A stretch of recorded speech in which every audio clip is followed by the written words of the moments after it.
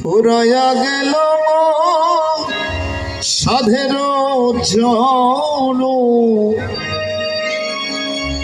আপন কর্ম দোষের প্রাণী বান্ধবের দাও দেখা দয়া করে প্রাণীর বান্ধবের দাও দেখা দয়া করে।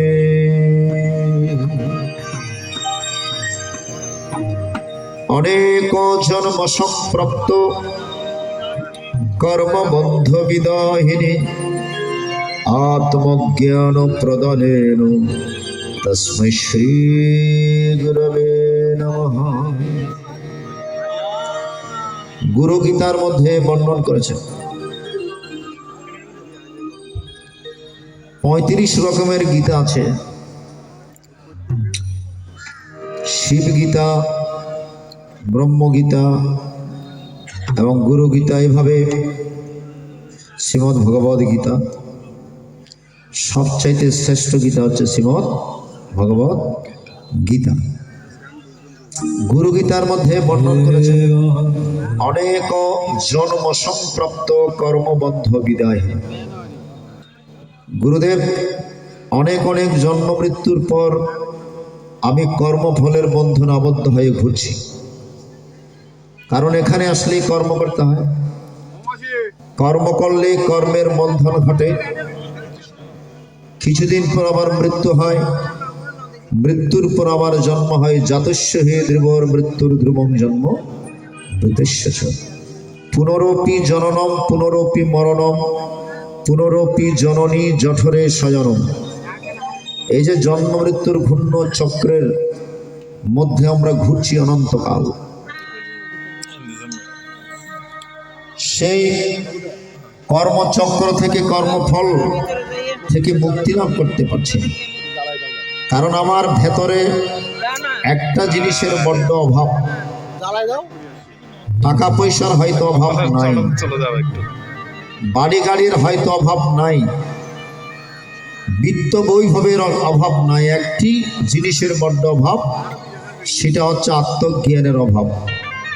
গুরুর কাছে গিয়ে টাকা পয়সা ধন দৌলত চাওয়া নয়, আত্মজ্ঞান প্রদানেন তস্मै শ্রী গুরবে নমঃ।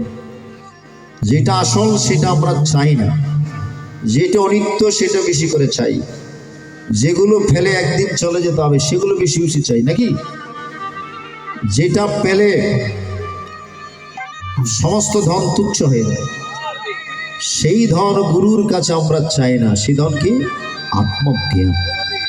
আত্মজ্ঞান প্রদানেন তস্मै শ্রী গুরবে নমঃ। গুরুদেব আমাকে আত্মজ্ঞান প্রদান। এজন্য গুরুর কাছে আমাদেরকে যেতে হয়। স্বামী বিবেকানন্দ ঠাকুর রামকৃষ্ণকে জিজ্ঞেস করলেন, ঠাকুর গুরুর কাছে যাওয়ার দরকারটা কি? আমি তো সরাসরি ভগবানকে ডাকলে ভগবানকে পেতে পারি, এত ঝামেলায় গিয়ে লাভ কি? গুরুর কাছে যাও, দীক্ষা নাও, এই করো সেই করো। স্বামী বিবেকানন্দ এত ঝামেলায় গিয়ে লাভ আছে? সরাসরি ভগবানকে ডাকলে হয় না, ভগবানকে পাওয়া যায় না। ঠাকুর রামকৃষ্ণ সুন্দর একটি গল্প আকারে, সুন্দর একটি এক্সাম্পল দিয়ে স্বামী বিবেকানন্দকে বুঝিয়ে দিলেন। আপনারা সবাই বসুন যারা বিক্ষিপ্ত অবস্থায় আছেন, কারণ বিক্ষিপ্ত মনে কখনো ভগবানের কথা শুনে আনন্দ পাবেন না। ছোটবেলায় যখন সূর্যগ্রহণ দেখতাম, এখনো মনে পড়ছে, এখনো মনে হচ্ছে ছোটবেলায় যখন সূর্যগ্রহণ দেখতাম। সূর্যগ্রহণ আপনারা দেখেছেন তো? সরাসরি তো সূর্যগ্রহণ দেখা যায় না, চন্দ্রগ্রহণ দেখা যায়। তখন মনে পড়ছে একটা বালতি কিংবা গামলা নিয়ে, গামলার মধ্যে জল নিয়ে সে জলের মধ্যে সূর্যগ্রহণ দেখার চেষ্টা করতাম। তো জলগুলো যখন নড়াচড়া করে চঞ্চল থাকে, সেই চঞ্চলকৃত জলের ভেতর সূর্যগ্রহণ দেখা যায় না। এক সময় দেখবেন জলগুলো একদম স্থির হয়ে গিয়েছে, আর কোনো নড়াচড়া নাই। তখন স্থির জলের ভেতর সূর্যগ্রহণ দেখে ছোটবেলায় বড়ই আনন্দ লাভ করতাম। শাস্ত্রে বলছেন, তত্ত্ব বলছেন, বিক্ষিপ্ত মনে, মন যখন বিক্ষিপ্ত থাকে, বিক্ষিপ্ত মনে হরি কথা, কৃষ্ণ কথা, গীতার কথা শ্রবণ করে আনন্দ পাবেন। এই জন্য মনকে একটু স্থির করে বসতে হয় গীতা বাসরে। তো গীতা বাসরে বসে, হরি বাসরে বসে যারা হরি কথা, কৃষ্ণ কথা শ্রবণ করেন, গৌরাঙ্গ মহাপ্রভু বললেন, এক প্রকার দুই প্রকার নয়, 7 প্রকার উপকার আপনি পেয়ে যাবেন। কয় প্রকার? 7 প্রকার। তার মধ্যে 1 নম্বর উপকার যদি আপনি পান, ভগবানকে মানেন। 1 নম্বর উপকার কি? চেত দর্পণ মার্জন। আপনার চিত্ত দর্পণ মার্জিত হবে। দর্পণ মানে আয়না। আপনার মনের মধ্যে যে একটা আয়না আছে, সেই চিত্ত দর্পণ আয়নাটুকু মার্জিত হবে, আপনার হৃদয় পবিত্র হবে, সুন্দর এবং মধুমঙ্গল হয়ে যাবে। এই জন্য গীতা বাসরে যাবেন, হরিবাসর আসলে, হাতে সময় থাকলে একটু মন দিয়ে গীতাটুকু শ্রবণ করবেন। শ্রবণ মঙ্গলম, গীতা শ্রবণ করলেই মঙ্গল। কারণ ভগবানের হাতে সবার জন্য 2টা ফাইল রেডি আছে, একটা পাপের ফাইল, একটা পুণ্যের ফাইল। গীতা বাসরে যারা গীতা শ্রবণ করবেন আজকে, আপনাদের নাম ভগবানের পুণ্যের ফাইলের মধ্যে উঠে যাবে, যে আপনি গীতা বাসরে বসে গীতা শ্রবণ করছেন। কারণ যেখানে গীতা অমৃত আস্বাদন করা হয়, সেখানে ভগবানও আসেন, মুনি ঋষিরাও আসেন। আমরা মানুষ হয়ে সেই গীতা বাসরে বসে গীতা শ্রবণ করতে পারি না। দেব দেবতারাও আসেন, এটা আমার বানানো কথা নয়, গীতার মাহাত্ম্যের মধ্যে আছে। মাহাত্ম্যের মধ্যে আছে, যেখানে গীতা পাঠ হয় সেখানে সমস্ত ঋষিগণ, সমস্ত দেবতাগণ, ভগবান বলছেন আমি গোপ গোপিকাগণ সহ সেখানে অবস্থান।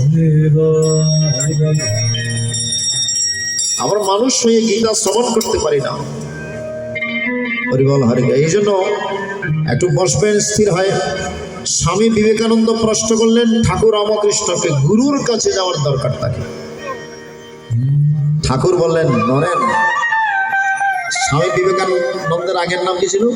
নরেন্দ্রনাথ দত্ত, নাকি? নরেন, ডিঙি নৌকা দেখেছিস? হাতে চালিত কতগুলো ছোট ছোট নৌকো আছে, হাতে চালিত, এখনো কর্ণফুলিতে দেখা যায় হাতে চালিত ডিঙি নৌকা, ছোট ছোট।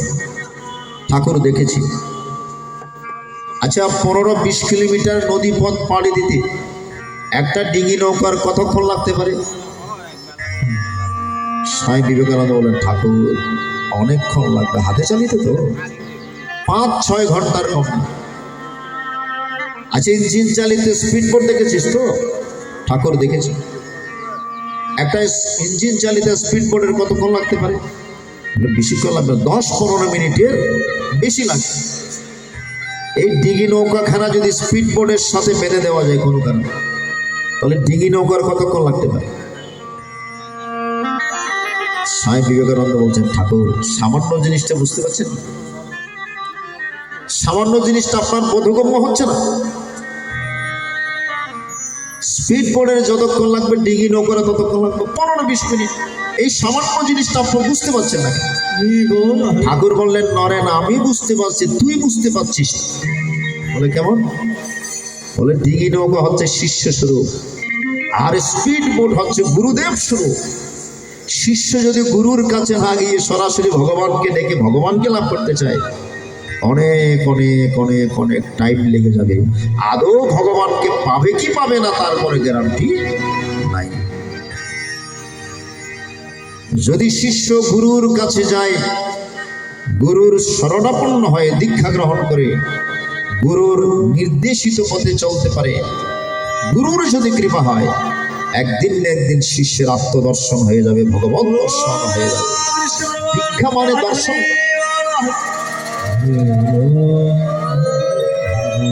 গুরুদেব কানে কানে বীজ বপন করে দিয়েছেন। কারণ আমরা একটা শ্রেষ্ঠ জমিন পেয়েছি, দেহ জমিন। এর আগে যে জমিনগুলো পেয়েছিলাম, যে দেহগুলো পেয়েছিলাম, ভগবানকে ডাকার মতো উপযুক্ত দেহ পাইনি। 84 লক্ষ জন ভগবান কৃপা করে 84 লক্ষ জনই জন্ম মৃত্যুর পর আমাদেরকে শ্রেষ্ঠ জমি দিয়েছেন, এই দেহ জমিন দিয়েছেন। এটা গান আছে না করলে না, ও তোর দেহ জমিন রইল পতি, কেন করলি না চাষ ও মন চাষা, শেষকালে হবে দুর্দশা।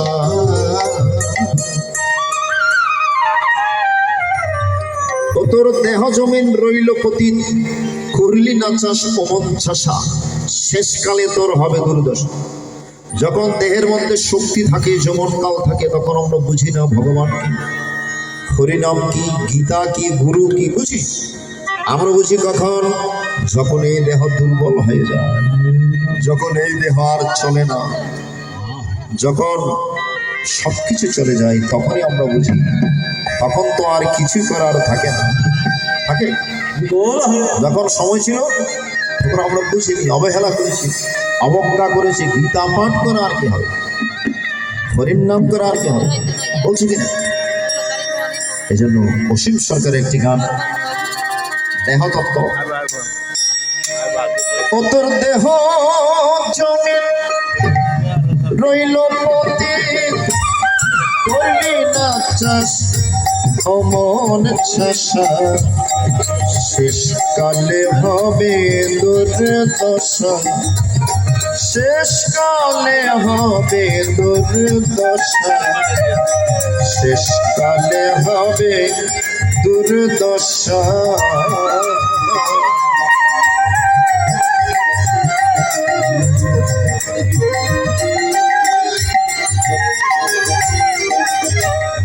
ছয়টি বলো